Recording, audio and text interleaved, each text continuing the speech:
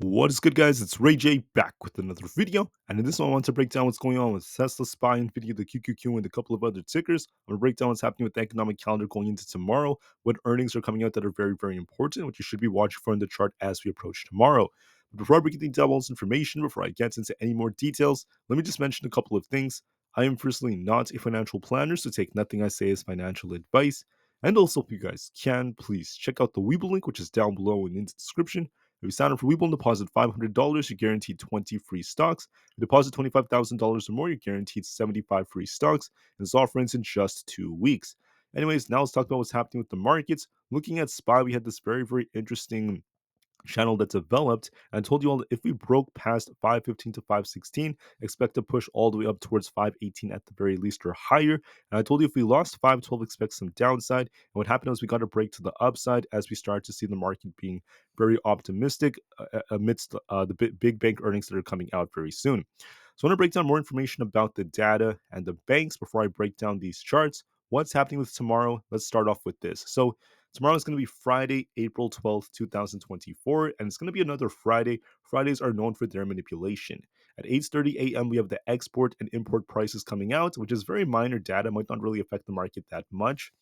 However, at 10 o'clock a.m., we also have the Michigan Consumer Sentiment Report, the 5-year inflationary expectations, and more data from Michigan that's coming out. That's going to be somewhat important, could affect the market to some extent. This is not as impactful as like CPI or something like that, but it could affect the market to some extent. Now, later on, we also have Bostic and Dowley giving speeches during the very end of the day, so that could cause some volatility as well, but that's all we're seeing in terms of data. However, we have something else that's very, very important for earnings, and earnings season is about to kick off as we have big bank earnings about to start. And this is super important for the markets. This is pivotal. We have JP Morgan Chase, Wells Fargo, BlackRock, Citigroup, not to mention Progressive, all announcing their earnings tomorrow before the market ends up opening. I give you guys a warning about this because this is going to cause a big move in the markets. We have to wait and see what this could cause. All right, so if we get really good earnings overall, if the earnings are better than expectations and we have good guidance, the market could squeeze to the upside. We could see SPY approaching its all-time high. If we get, excuse me, if we get the opposite, if we get not the best of earnings and we end up seeing not the best of guidances, and the banks are very, very apprehensive, we could see a big rug pull. So you want to be very, very open minded. We want to be very optimistic about this. In my opinion, it's very possible that we get some decent earnings. And the reason for that is because the market looks very optimistic. The market started pumping approaching this event. So we'll just have to wait and see.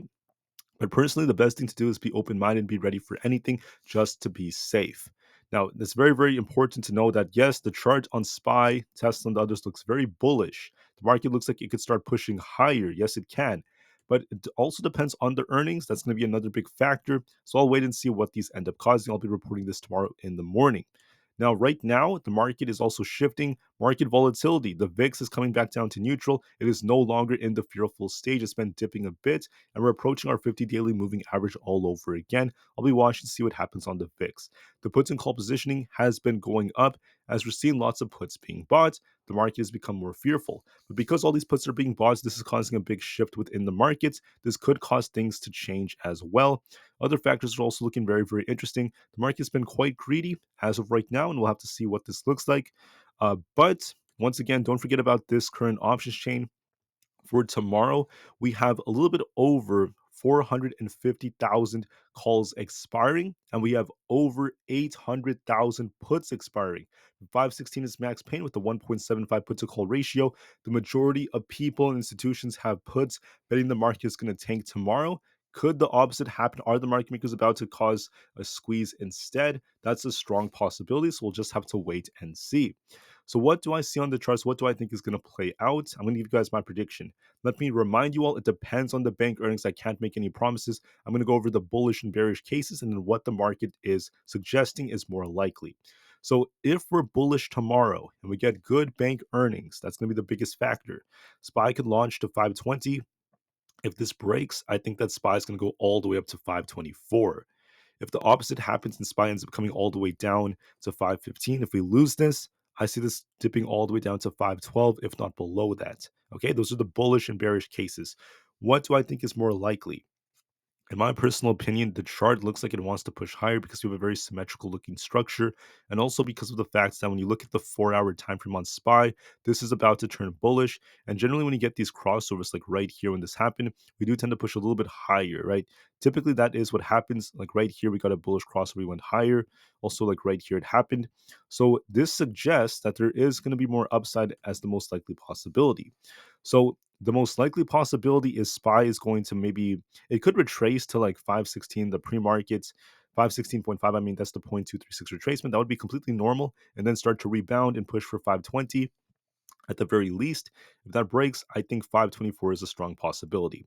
So I personally favor upside a bit more. I think that's more likely, but that does not mean that you should go all in on calls and just YOLO. Always look at the earnings just to be safe and double check. Anything could happen tomorrow. Be open minded, but I'm just saying that the chart does heavily favor more upside. It looks like SPY is going to maybe dip a little bit, then start pushing. We're going to push up from here and wants to get all the way up to that 524 area. That seems a bit more probable in my personal opinion. Now, for the QQQ, okay, the QQQ looks like it could retest 444. If that fails, let's watch 442. We also have resistance at 446.8. If that breaks, you're going to be looking for a push all the way up to 448.5. And we could get closer to the all time high one more time if we end up breaking this high. Now, one thing worth noting is that the QQQ is on a bit of a downtrend right here. So, being on a downtrend, the QQQ could kind of like come down a little bit first before it tries to continue. So it might not be as bullish as SPY because of where it currently is, but the 4 hour is showing some life. So I do see a possibility that this dips a bit, then it continues a lot higher. Could retest this high at the very least, maybe go a little bit higher. That's a strong possibility on the QQQ, but it's not looking as insane as SPY is right now, in my personal opinion. This depends on other factors as well. Nvidia, the monster that Nvidia is showing a lot of life, especially when you look at these bigger time frames. Nvidia is trying to push, trying to continue to break out, and we're approaching some very, very key resistance. So from what I'm seeing, basically, Nvidia is back within the typical range we've been seeing many, many times. This happened like 4 or 5 times where Nvidia got stuck in this range. Basically, 908 is resistance, 892 is support. Okay. If we lose 892, I could see a bigger dip all the way down to 885, if not the 870s. If we break past 908, this thing could easily push to 920. The chart on Nvidia is looking bullish. It looks like it wants to push higher. It just straight up shot up today, no signs of downside. And this thing is a monster. When it runs, it could just keep going and going. So I wouldn't rule out the possibility of another squeeze, and it could go even higher to 920. So there is potential in Nvidia to go higher. The chart favors upside. It might gap down a little bit, retest like 900, then continue higher. That's a strong possibility. This could affect the QQQ especially. What else is a very, very big factor for the markets is going to be Aapl. Aapl is continuing to break out. Aapl looks very, very strong right now. It finally got a breakout after so many weeks, right? It took a long time to get that. And we have support at 174. If we lose that, we're going to dip to 172.5. We have resistance at 175.74. If we break that, I could see this thing pushing to almost 177.5. In my opinion, the chart is favoring upside. Aapl is showing some life, might retrace a little bit to cool off on the RSI, then continue higher. But I see potential in Aapl. This could help SPY in the market for tomorrow, especially because of who's driving the leverage. The big banks, their earnings are going to be key. This is going to have a big effect on Aapl and the overall market. Now, Tesla's in a very, very critical place. One could argue that there's a head and shoulders like structure. Someone could argue something different. Well, so far, Tesla's showing life and it is looking a little bit more in favor of bulls. So if we break 175, Tesla will easily push to 177.6 and even all the way up to 180 if we do break this.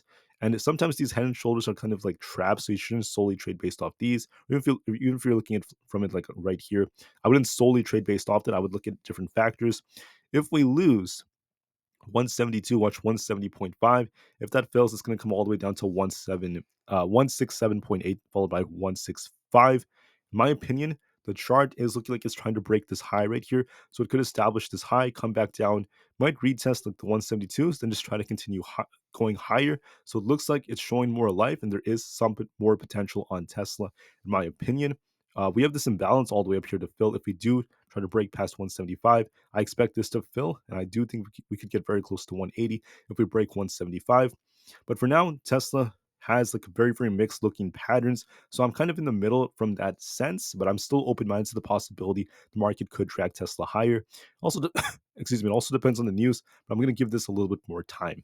With that being said, that's it for the main five I typically talk about. I want to now transition your focus to the other tickers out there as we're seeing some new developments. So, let's start off with Palantir. I know a lot of people like to talk about this one. How is the chart looking? After what we're seeing, the big bank earnings will affect us. If we get decent earnings from the banks, we could see Palantir push all the way up to about 23.11, the 50 EMA. If we get bad earnings, we could easily come back down towards 22.76 and start sinking back down to the 22.5 area. It is trying to turn on the 4 hour. It's showing more life. So there is potential for this to go a little bit higher towards the 50 EMA, retesting 23.11. I see that as a very, very strong possibility. For Supermicro, if we're bullish, you want to see this thing basically try to break the high of the day right here. If you break that, look for 960. And if we're bearish, you want to see it basically lose 926. If that fails, a bigger tip is coming all the way down towards 900. The chart does favor trying to push a little bit higher. I still see that as a strong possibility. Nvidia could play a big role in this as well. For Rivian, we're continuing to sink. We're falling quite a bit, looking a little bit weak. However, look at resistance at 10. Look at support at around 9.4 and 9.25. My guts tells me that Rivian could actually try to come back up to this resistance at 10 and try to bounce very, very soon. It is kind of in a very, very critical place, but I'm going to be looking for a retest of 10 very soon. For SoFi, this is going to depend heavily on the bank earnings. There is an inverse head and shoulders like structure and a slight uptrend being respected. This favors to move back up to about 7.8, if not $8. However, it all depends on the bank earnings. If the banks give us a rug pull, we could see SoFi fall up all the way down to 7.25. If we push up higher, look for 8.25 plus and a potential break to the upside. SoFi is going to be heavily dictated by the bank earnings, so we'll see. The chart does favor more upside though. For AMD, we're trying to turn right here. We're barely at 170. 170 is the 20 EMA resistance. If we break this, look for a push for 174. If we fail to break this, we could come back down lower. So I think it might try to push a little higher. So watch and see if we end up getting that as we have a double bottom like structure and a bullish divergence. So AMD has more potential. ARM is also showing some life. We have a nice inverse head and shoulders like structure. Could come down to about 29.5 and then try pushing higher again, all the way back up to about 134. That's a strong possibility for a bounce. If we lose one, where's this? The support right here, 129.5. Look for 127.39. I favor that this might come down a little bit and then try to push again. It's trying to uptrend a bit, so the chart's turning a little bit more bullish. Coinbase is trying to break this high, but I'm not entirely convinced yet. We're still at resistance. If we reject very close to this 262 zone, we could come back down towards 250, basically 257 and 252. If we break past this, we're going to be looking for a push all the way up towards 268. 268 is going to be our next target. We have a nice double bottom like structure. There's a nice accumulation right here, and it could come down a bit and then start pushing higher. So I do favor upside a little bit more on this chart, but just to be safe, watch resistance because we're at a very, very tough resistance right now. We haven't been able to close above it.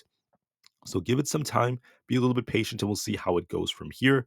Give it the time it needs. For Amazon, exactly as I told you, 189 is coming, and our next target is 190. The chart is bullish. It's been going higher and higher and higher. There's no sign of this breaking down. We could retest 188 and then continue higher, going all the way up to 190. Amazon is still on a strong uptrend. There's no sign of this breaking structure just yet. For Meta, it's also looking bullish. We're holding our 20 EMA nicely. This is our support on the 4 hour time frame. Watch support at 517.97. If we lose this, 511 is coming. If we hold above 518, we could be looking for a push towards 526. I think that Meta is going to push for 526 by tomorrow. The chart does favor that from a technical standpoint. We're also turning on the 4 hours, so I'm seeing some life in this chart, and it could try to push a little bit higher as we approach, the end of this week. So that's what I'm seeing for Meta. For Microsoft is still kind of stuck within this range. We have resistance right here at 428.5. We have support currently at 424 and 423. We'll have to see how it reacts to 428 because the last time we hit this, we got a big rejection. If it breaks this time around, look for 430. If it fails, it's going to come back down to about 425. As of right now, it's showing life. It looks like it wants to push higher, but we haven't broken some key resistance yet. So give it the time it needs. It needs a little bit more time for us to see where it's going to go. Google, on the other hand, is looking bullish. Last time I checked it, it's looking bullish. Very, very nice uptrend, holding the 20 EMA nicely. This is going to be close to about 158 by tomorrow. So it could come down to 158 as it likes to dip a little bit and then start pushing up higher. Might cap down a bit and start pushing higher. It could continue to try to hold 160, and 162 is a real possibility. Google looks bullish in my personal opinion. The VIX, if you look at it, the 4 hours looking kind of weak. We're also just barely at the 50 EMA. If we lose the 50 EMA on the 4 hour time frame, okay, this thing could easily start dipping all the way down to about 14.24. And that's going to be a signal that the market may push higher. If we bounce off this, we're going to be going up to 15.5. If the VIX bounces, this is a signal that the market is going to likely end up coming down after the big bank earnings, and we're at support right now. If the opposite happens, if the VIX collapses and loses this key support, the market is easily going to bounce and squeeze tomorrow. So it depends on this. I'm going to be watching this in real time tomorrow. Just know that as of right now, with this big liquidity grab on the VIX, this looks a little bit more bearish. It looks like it might actually dip a little bit more, and the charts do favor upside on SPY and the others as a result of that. I also want to note this because if you look at the dollar, it's starting to turn right now on the PPO. We have support at basically 105.07, like very close to that range, 105-ish around there. If you lose this, 104.83 is coming. We look a little bit weaker on the dollar index, especially on the 4 hour time frame. So I'm going to be watching for confirmation. If we lose this 105 support, this would be a signal that the market's going to go up higher. So I'll be giving that a little bit more time. With that being said, the market is showing life once again. It looks like there's potential in SPY to go higher, especially on the 4 hour time frame. But just to be safe, I'm not going to promise anything. I'm not saying that, hey, the market will go up. I'm saying the charts suggest that's the most likely possibility. It's going to depend a lot on these big bank earnings. So I'll be back tomorrow to talk about them.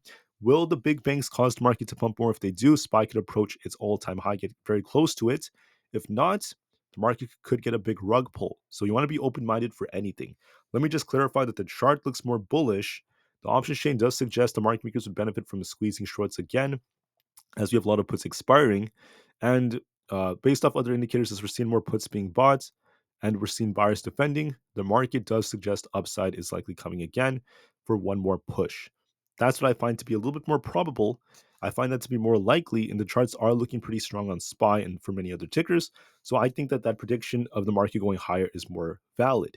But don't solely just day trade like a bat, like a blind person, not even looking at how anything is moving, because sometimes unexpected things can happen. I can even be wrong with my predictions. That's the reason why I go over the bullish and bearish cases. I want to kind of prepare you for anything. I don't want to come out as a guy that knows everything. I don't know everything. I'm wrong plenty of times when I make predictions. That is the truth. I'm being 100% transparent and honest. So the reason why I at least try to do my best assessment is that I think it provides value to be prepared for anything as a day trader and just know what the charts do suggest, which is more probable. The odds do favor more upside tomorrow. The charts do look more bullish, but as a day trader, you always want to be prepared for looking at different levels. You want to be open minded for anything because the market is insane and sometimes you have to be very adaptive. All right, guys, so the charts look bullish. We'll see if we get that bullish move for tomorrow. We'll give the market the time it needs. We'll be very, very patient in the process. Thank you all so much for listening. Hope you guys have an absolutely incredible rest of the day. I'll see you guys very soon on the next video in just less than 24 hours. I would say early morning tomorrow before the market opens. Let's hope for the best during the big bank earnings. Get ready, guys. A big move is coming, possibly a squeeze tomorrow. That is the most likely possibility, but always be open-minded for other possibilities too. And just know we have a lot of potential for that for tomorrow. Thank you for listening. I'll see you guys tomorrow, and peace out.